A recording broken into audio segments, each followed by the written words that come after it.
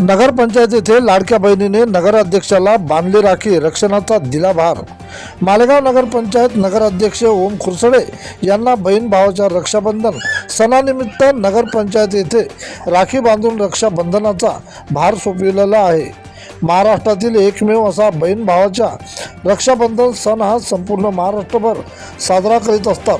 त्या निमित्ताने भाऊ बहिणीची रक्षा करतो म्हणून रक्षाबंधन निमित्ताने नगरपंचायत नगराध्यक्ष ओम खुरसडे यांना नगरपंचायत येथे राखी उत्सव म्हणून बांधल्या राख्या।